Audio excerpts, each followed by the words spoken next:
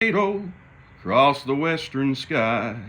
Rolling old blue norther, roping old blue norther, and milk it till it's dry. Bulldog the Mississippi, pin his ears down flat, long before you take this cowboy's hat. I've had this hat for probably now well over, oh gosh, maybe well over 25, 30 years.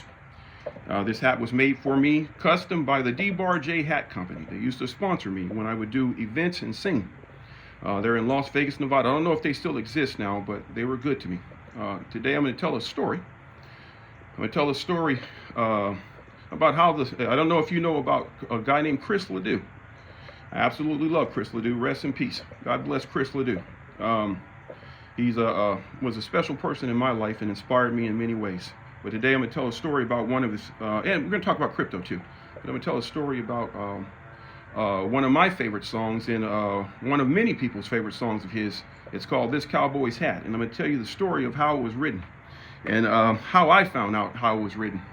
I lived in a place called Tracy, California, and a buddy named Tom Chapman. This video is dedicated to Chris Ledoux, Tom Chapman, and Mr. Emmett Brooks. Emmett and Jake Brooks.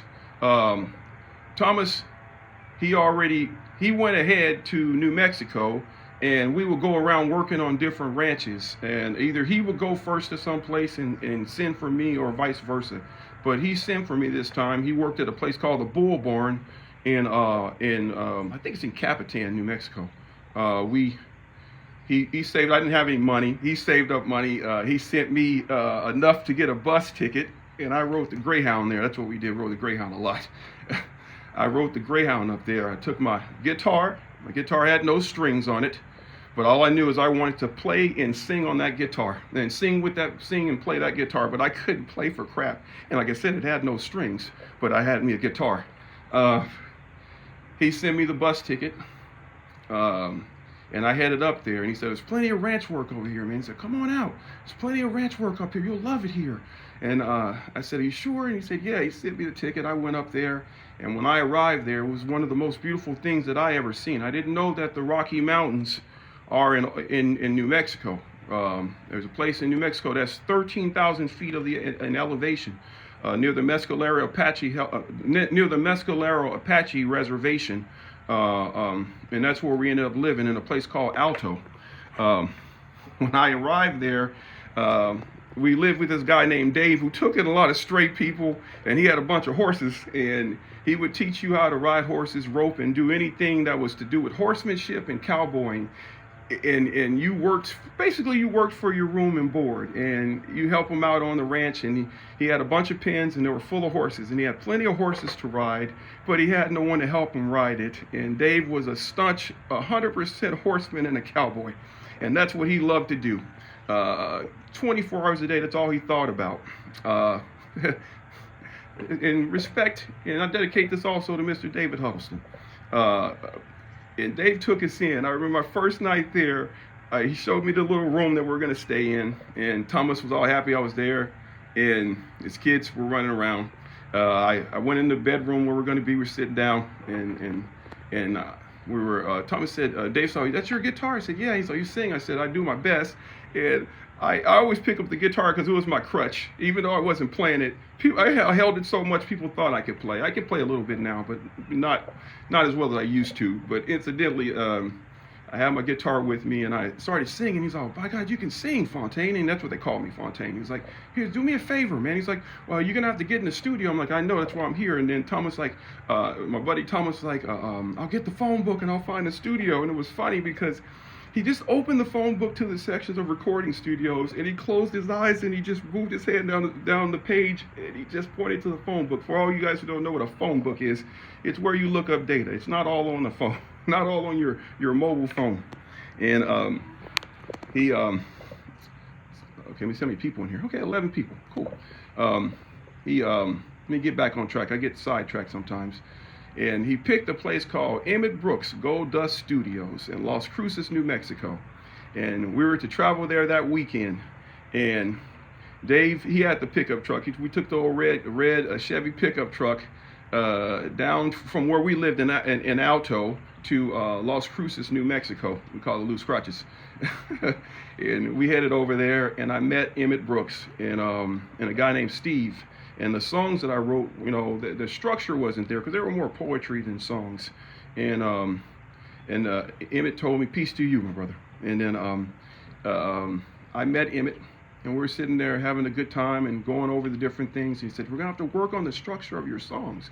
He said, "You got to give me someone who do you look up to in music?" And I said, "I love Chris Ledoux." And he said, "Hey, that's a funny thing." So my brother and I wrote, you know, one of Chris Ledoux's most famous songs. And I was like, "What song is that?"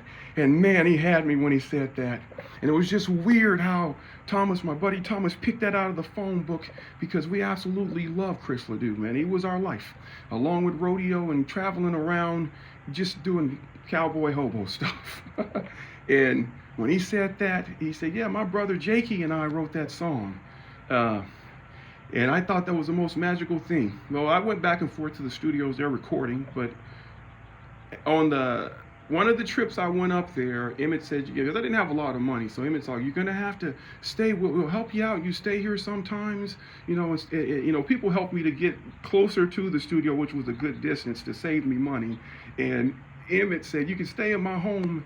You know, stay the night at my home while, you know, just while you're here recording." And I really took me to the home that day, and he's like, "You're gonna sleep in this room here." And then that's when he told me the story. He's like, "In this room, this is where Jakey," and he called his brother Jake Brooks. He's like, "Jakey and I, we recorded this Cowboys hat in here." And he said, "I actually like Jakey's version better than Chris's." And I was like, that bothered me when he said that. And he's like, "No, if you heard it, you'd love it too." And you know, I listened to him, and we sat down, and he showed me, he's like, "You're gonna sleep here." And he showed me the place, and he said, "Believe it or not, my children, my brother's wife and kids, because they all stayed together." He said, "His brother, wife, and kids, I can see it now how he explained it to me." He said, "They slept on the floor over here. They'll have blankets and everything and their pillows." And he said, "My kids were on this side." And he said, "We'll tell the kids, so you kids hush up now and you don't move, because it'll change the sound of the recording." And I thought that was the funniest thing in the world. And I feel like one of the luckiest people alive, where I got to sleep in that room. I sure did. I call that one of my Forrest Gump moments. I just wanted to tell that story. Now let's talk crypto, because I know why you guys are here. Well, you guys are here just to hang out with me as well, and I appreciate that. Now let's talk crypto. A crypto that I feel is getting ready to boom. I don't know if you guys have heard of you've seen this new Starbucks NFTs getting ready to go live. Already, yeah. The Starbucks are taking care of business. I would tell you what, if you want to be a part of that, I'm going to give you what crypto to go and get if you don't know any better. Hello to you, my brother. You should go over to buy yourself. This is what I would do. You know, it's just what I would do. Just a suggestion. Block V and Casper. Casper are what will power that network. Casper and Block V. So it's a small market cap, and anyone involved in that, I feel, have a chance to make a whole lot of money. So that's what I wanted to tell you about, and I just gave you that crypto if you don't already know. And I posted on my Instagram for people to see, not Instagram, my Twitter, for people to see. So, but now I'm explaining to you why I chose it. You know, Block V.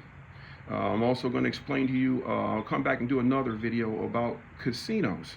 I'm not a gambler myself, but I grew up in a household. My father was a gambler. And I'll tell you why I'm choosing to invest in the software companies which are making the gaming solutions for iGaming and casino companies. With that, I yield the floor and have you tell you folks to have a great day. I hope you found some value in this video and enjoyed the story.